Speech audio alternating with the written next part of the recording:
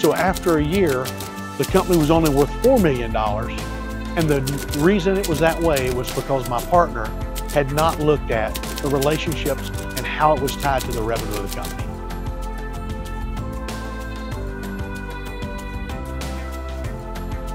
Today, most companies are so focused on their product and process, they forget the number one thing. They don't think about the marketing they got to do, the distribution, and the other things that they have to pay for before they can get their first dollar. And as I talk to companies regularly, as I do consulting with them, I talk to them about how they're going to do their distribution. How are they going to handle their marketing? Do they have the finances to solve that problem? Good case is Apple. With Apple, they have to spend huge amounts of money, millions and millions of dollars, to get an iPhone to every one of the AT&T and Verizon stores around the world before they ever sell the first one on each new release. So it's not just about the engineering. Just because your product can sell, you still have to get your product out to the customer. As companies finish their product, they need to really look at their process. A lot of times as I talk with companies, they're so process focused that it stifles their creativity.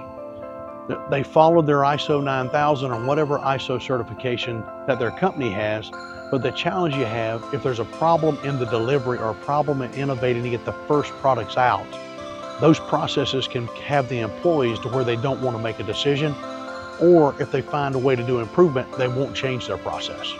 One of the things that creates this issue is our current education system. It's not designed for innovation. It's designed to make people employees, not innovators or entrepreneurs or leaders. So therefore, they will follow to the letter what they're supposed to do and not question that piece. And where you're really starting to see that today with technology is a recent study released, I think about 2 or 3 years ago, said that by 2030, 60 to 65% of the United States will be unemployable because they will be educated, but not for any of the jobs that are available.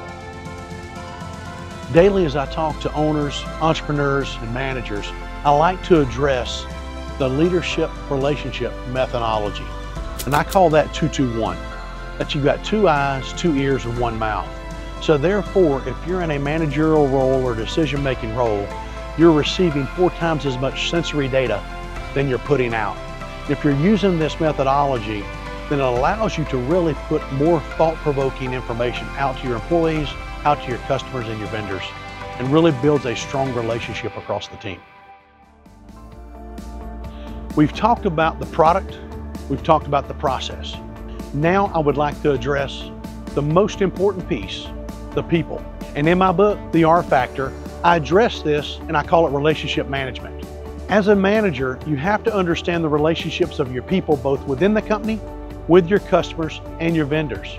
And just like the orbs behind me, they're different colors, they're different sizes. Each one of them has a different relationship or a different relation to what's happening in the environment.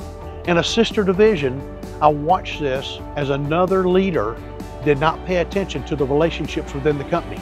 We bought a company for $30 million. He was so focused on the process and bringing the company into our organization, he didn't pay attention to the relationships that key leaders had that was driving that revenue. So from that, within 1 year, those key leaders had left and took those relationships with them to other organizations. And with that, took the revenue. So after a year, the company was only worth $4 million. And the reason it was that way was because my partner had not looked at the relationships and how it was tied to the revenue of the company.